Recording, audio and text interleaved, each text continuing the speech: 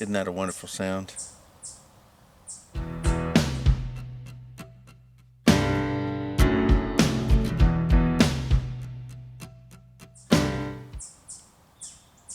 Well, hello, welcome to Bentley's Backwoods Bushcraft, and this is Richard.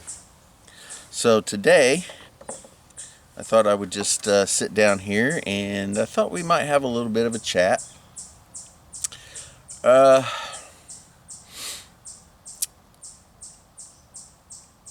We'll see how it goes. Does this get posted or does it not? I don't know.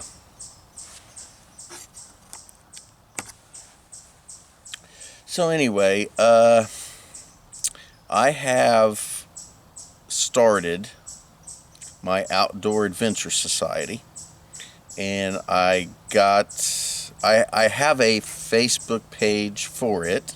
You can go to Facebook and type in Outdoors Adventure Society, and I should pop up there.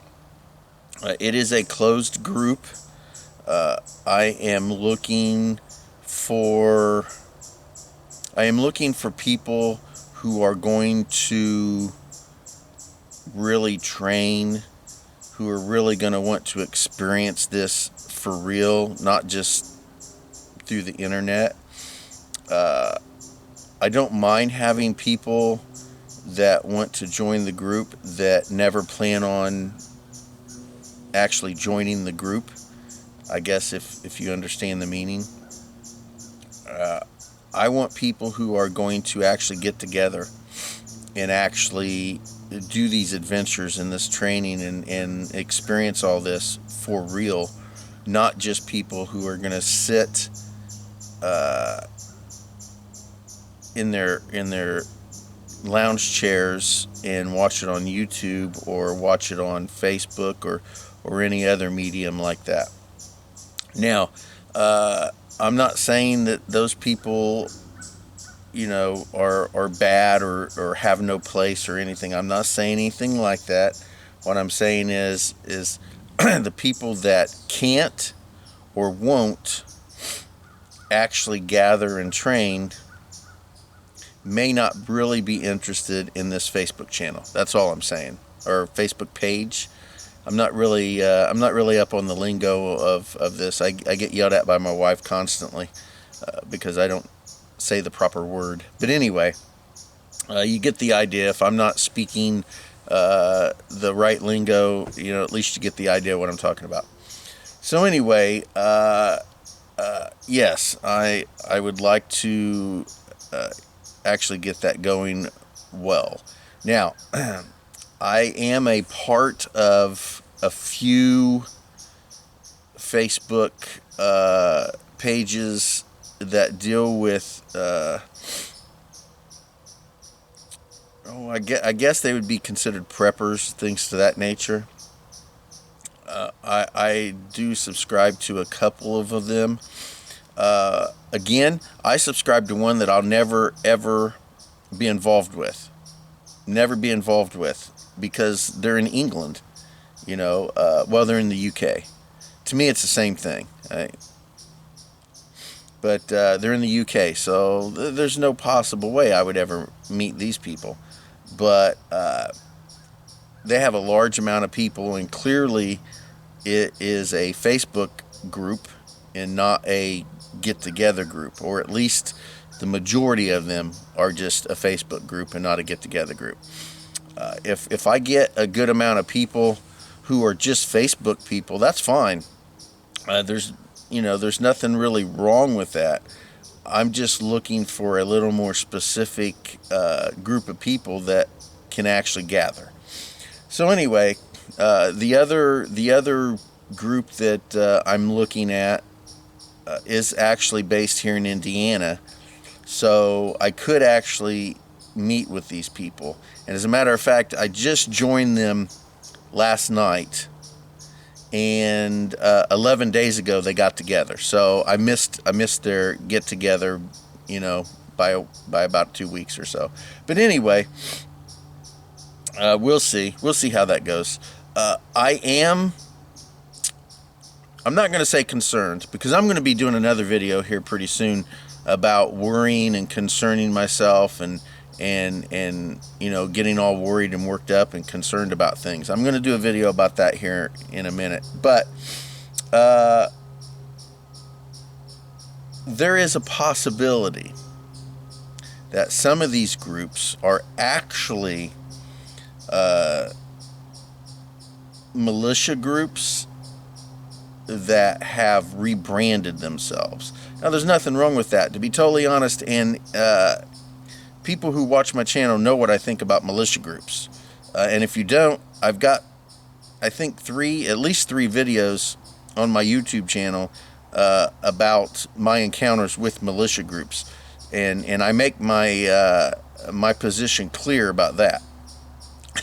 Very clear. But like I do everything. But just to throw it out, I'm not really fond of militia groups. I don't have high regards for them. I really don't. Now, I believe that if militia groups were smart, and I put that if militia groups were smart, they would not brand themselves as militia groups. They would brand themselves as outdoors channels, prepper channels, airsoft channels, things to that nature. If they were smart, they would.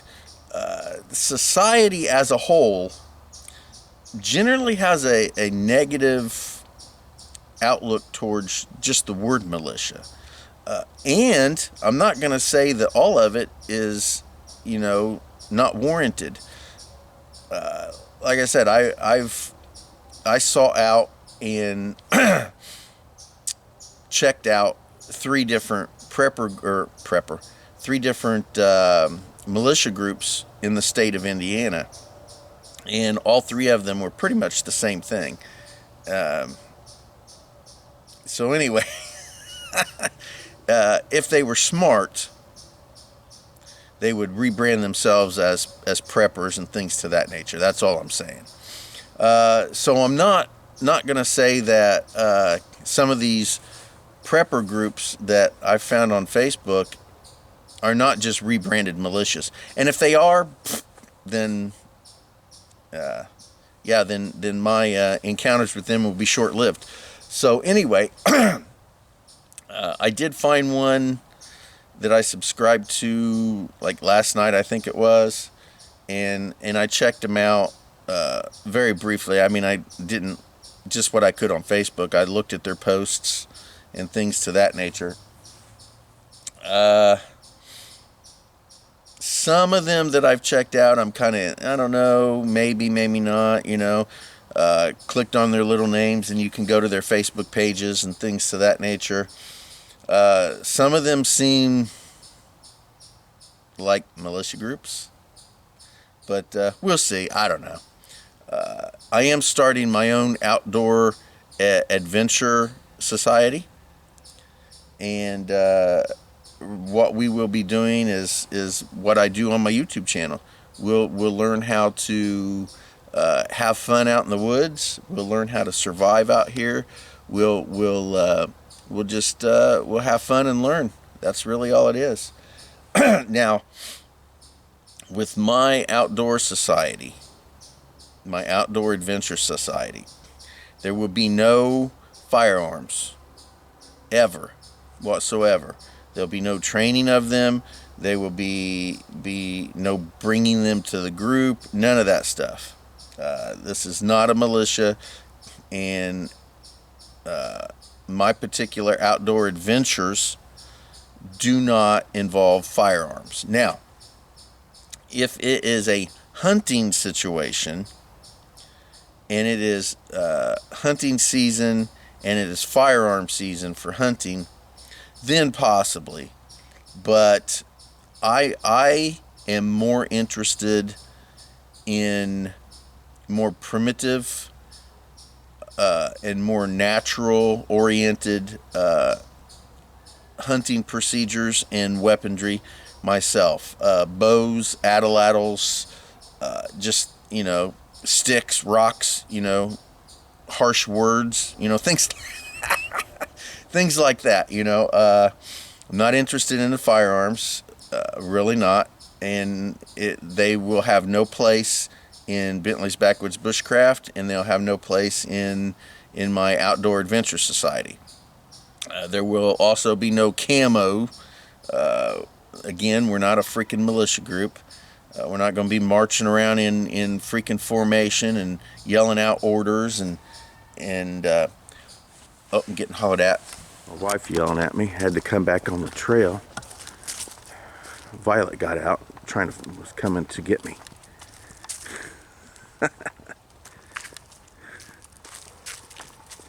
Yeah, Violet got loose and took off down the trail. Had to go grab her. But yeah, I'm just slightly over a tenth of a mile away from the house, and I heard Michelle yelling. She was yelling both at me, but yelling at Violet to get back. So anyway, I'm trying to remember where I was at when I left off. I know I was talking about my Outdoor Adventure Society is not a militia. We're not going to be dealing with guns. We're not going to be dealing with freaking camo. And I'm not dealing with, and I'm not going to be dealing with the people that have that attitude. Like I said, this is not a wannabe militia or a wannabe military militia group. We're not going to run around and call each other colonels and majors and all that bullshit. We're not going to dress up in camo and march down public roads so that everybody can see what kind of morons we are. That stuff isn't going to happen. And that's the kind of stuff that creates problems for militia groups. And I can understand and see why groups like that are rebranding themselves as preppers or survival groups. I could see that. It's a smarter move than calling yourself a militia nowadays, I can tell you that. Anyway, off of that, let's discuss this attitude about fear and worry and concern and all of that negativity that seems to be commonplace in the human soul. I don't abide by it. I don't agree with it, and I just don't comprehend why people are like that. I really don't. I know that regardless of what people say, they tend to abide and follow what their government tells them, whether they say they do or not. And the government's got people in a frenzy over fear and everything else, because fear is a control mechanism. Worry, fear, and all of that stuff that goes with it is a control mechanism. They have those people under complete freaking control. I don't worry or concern myself or fear. I don't. Things are going to happen the way they're going to happen. Either I can alter that for myself or for those around me, or I can't alter that. There's no reason to fear it regardless. There's no reason to worry about it regardless. There's no really reason to be concerned about it.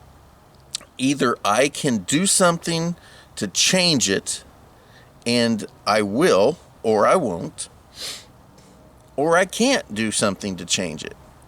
But fearing it doesn't do anything but just cause more problems. If you fear something, whether you can change it or not, doesn't really matter. If you fear it, it has control over you, period. Plain and simple. If you're concerned about it, you need to change it. If you can change it, then change it. If you can't change it, then you're not going to be able to change it. So why worry about it? Why fear it? It doesn't make sense to me. So, as I was, as I was saying earlier, I've been checking out some of these prepper groups in my area, and I've been looking at their posts and checking out to see, you know, what they're doing and what they're saying, and trying to determine whether they're really a more prepper survival group, or whether they're more a moronic militia people just trying to hide under the guise of. But some of the issues I've been reading on these posts, I would like to address, and it goes back to all this fear mongering and worry and control. You know, the two big ones which affect me are glasses and medications. A couple posts last night, they were discussing, well, what are you going to do when you're no longer going to be able to get glasses? How are you going to be able to see? How are you going to be able to... Well, you're going to see as well as you're going to see. I mean, come on, get real. If there is absolutely, and this is an extreme, some of these people were going to like absolute extremes with it as far as the circumstances. But, I mean, if you're going to be concerned about it, you might as well be concerned about the absolute worst possible scenario, right? But let's just make an assumption that, it falls apart, period. I mean, gone. No access to anything modern anymore. No way of getting new stuff. No way. I mean, like absolute, right? Well, when that happens and these are done, I mean, they're broke now. I've had these for 3 or 4 years, maybe long. Well, hell, I've probably had them longer than that. Doesn't have a nose piece, one of them. They're bent, they're twisted. I mean, you know, I'm rough on them now. But I can go get new ones when I can afford it. But let's just say I can't. Let's just say there's absolutely no possible way that I'm going to get new glasses. What am I to do? That was one of the questions. Well, I've got an answer for that, and I left these answers on that Facebook page. I don't know how they're going to be received. It is kind of telling of my personality and of who I am. And I never hide that. I don't hide who I am. I don't pretend to be something I'm not. I'm pretty open. I'm very open and honest with just about everything. So what happens when I no longer have glasses? Well, I do have some old ones stashed away. They're not going to be as good because they're old. The prescriptions aren't necessarily the same. Well, there ain't no necessary about it. They aren't the same. My eyes have changed over the years, just like everybody else's will. And they just won't work as well. But in a pinch, it's better than nothing. Or is it? I don't know. I don't wear my glasses very much at all anymore. I don't know if it's just the fact that I've trained myself to accept it, or I'm just stubborn and bullheaded, or pig-headed. It's probably both. But the only time I really wear my glasses is if I'm driving, because I could drive without them, but it's not a smart thing to do, because things are blurry and things like that. I mean, I couldn't read signs, but luckily I know I can see color and I can see shape. So, I've been driving long enough. I don't have to read a stop sign. I know what the hell a stop sign looks like.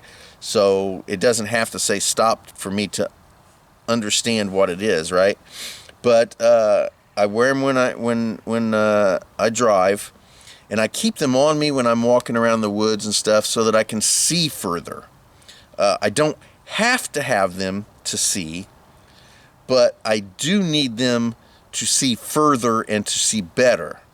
So there's the key, to see further and see better. I can survive without these glasses.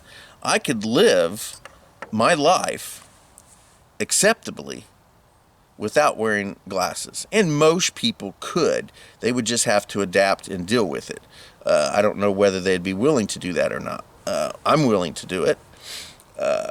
So there's the answer to the glasses situation. Either you have them or you don't have them. I mean, deal with it. Plain and simple, that's the fact. Just deal with it. If you don't have glasses, fine. You don't have glasses. You just don't see as well. Live with it. And I don't think I was as blunt, but I was pretty open about that. Now, medications. People were freaking out about medications. Well, what's going to happen when I can't get medications? Again, we're going to look at the absolute end of everything scenario where medications just are gone, period, and there's no getting any, period. Whether that happens in the near future or not doesn't really matter. People freaking out about it. So here's my solution, and I've got 2 solutions for that. And they're pretty much like the glasses, to be totally honest. I tried the stash and the cache of medications. I did that. The problem is even in the best of circumstances, medications don't last forever. They're not going to be as good or as effective, and they may even be dangerous. I'm not a doctor, so I can't say that for sure, but stashing medications back for a end-of-the-world scenario is an option. I wouldn't really consider it a great option, but it is an option, and I have done it. I mean, I had a 5-gallon bucket full of my medications, just in case. Well, the problem is it hasn't happened yet, and that 5-gallon bucket of medications are trashed. I mean, they're not any good. Absolutely not any good. I wouldn't take them unless, if I was going to die or take them. Either way, I guess it wouldn't matter, because if I didn't take them, and then I would die, and if I did take them, there's a possibility I could die. I don't know. But I personally don't like the idea of stashing medications for long periods of time. Now, for 3-6 months, maybe a year, it's possible. If you rotate through them, don't just stash them away and then forget about them for 3 years and then expect them to be good. If you're going to rotate through them, use the ones that are older first and then keep stashing your new ones. You could possibly gain maybe 6 months worth of meds, but is that really going to do you any good? I don't know. I mean, what's 6 months, really? And the other option is just fucking deal with it. Now, if you have medications, and in the situation that they were talking about, they said the medications were necessary, but from the rest of the post, it didn't seem like they were really necessary for life. They were just wanted for their comfort. And to be totally honest, they sounded like they were maybe addictive, because there were issues of withdrawal mentioned and stuff. So that sounds more like an addiction than a necessity to me. But again, I'm not a doctor. So I would say, honestly, and I take right now, I take 7 different kinds of medications for various issues physically. I used to take 4 or 5 medications for other issues. But I stopped taking them. I didn't like the way they made me feel. I didn't like the situation that they put me in. I just didn't like it. And I was not going to be dependent upon a pill to balance my mood, or to make me feel decent, or to make me sociable. I wasn't gonna deal with it. I wasn't gonna do it. Either I'm going to be me, or I'm going to be whatever the medications make me. And I made my choice. Several years ago, I decided that taking medications for those issues were not an option for me, and I learned how to deal with my issues without medication. It wasn't easy. Nothing is really. And I can't honestly say that I'm doing fantastic with that. I mean, I guess that's other people's opinions of whether or not I'm a sociable, non-psycho person. But their opinions really don't matter to me, so I don't really care. I don't really care what they think. I find myself to be a very happy, person that lives my life.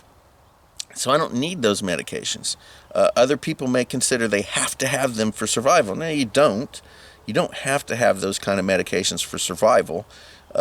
You might feel you need them to exist in a balanced situation, and you probably do if that's the case.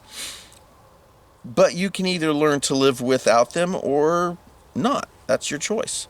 Now, as far as medications go, and like I said before, just physical issues. I take 7 different medications for various health issues. If I don't have those medications, I don't have them. I mean, I'll deal with it, I'll either live with it or I won't. It's as simple as that. I'll either live with my health issues or I'll die with them. That's just how it is. Life goes on. Obla-di, obla-da. But I don't have to take these medications to stay alive. I just need them to maintain the health that I'm in, or to hopefully, I don't really think they're making me better, but hopefully they're not making me worse, I take medications for heart issues, for blood pressure issues, for thyroid issues, for gout issues, for heart, lungs, liver, kidneys, whatever organs are in there. If they've got a medication for it, I'm probably on. But I could survive and live without that stuff, and so could everybody else, to be totally honest. At least with that kind of medication, either you're going to live with your ailments or you're not going to live with your ailments. Those are the only 2 options you have without the medication. And with or without the medication, those are the only 2 options. You either live with it or you don't live with it. If you no longer have the medications, the options are still the same. Why worry about it? I don't get it. Now there are medications that people require to live. And some of these medications require refrigeration and replacement at certain times and all kinds of crazy stuff like that, okay? And I'm sure there's other medications people need or else. Sometimes I'm not sure, because most people think they have to have those meds to live, when actually they just have them because. But for those people who need absolute, for real, for true, need medications to stay alive, you still only got 2 options, plain and simple. You're in a situation, let's say that the situation comes about and it's no longer accessible, period. No matter what, you just don't get them. So why worry about that shit? I don't understand. Don't worry about it. If you don't have access to them, you don't have access to them. It's plain and simple. You live as long as you can without them. End of story. I don't get why you would worry about that. I don't understand that. I don't comprehend it. Why would you build up so much fear and concern because fear and concern makes people sick. I mean, physically will make you sick. Why do that to yourself when there's nothing you're going to do to change it anyway? So either you live as long as you possibly can without them, or you don't.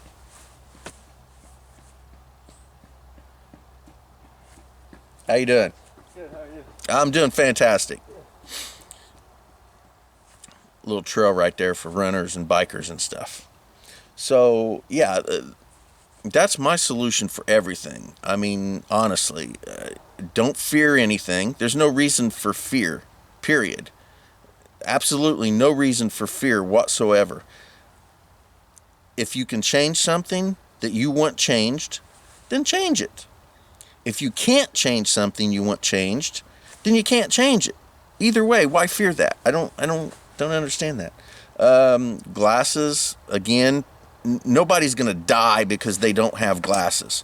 I don't know of a single case where glasses physically keep you alive. Now, not having the glasses and you misstep and fall off a cliff and, crazy stuff like that, I'm not talking about that. I'm talking about physically, not having your glasses just causes you to just drop down dead. That's not going to happen for anybody. So glasses aren't an issue. Either you have them or you don't. Plain and simple. Medications, again, same issue. Either you have them or you don't. Now, if you take medications for ailments, for convenience, and for a better life, it's not going to kill you when you don't have them. And if it does kill you, then why would you worry? You're dead. I mean, why would you worry about that? And if you do have to have medication to survive and you don't have access to them, again, the choice is pretty simple. Either just live as long as you can without them. And, and then when your body shuts down and you die, you die. I mean, you can't stop that. There's nothing you're going to be able to do to change it, so why worry about it? So that's my philosophy on just about everything. I mean, why worry about it? If there's something I can change and I choose to change it, then I will. If I can't change it, or I could but don't, then I don't change it. There's no need to worry or fear any of that. I just don't get that concept. I really don't.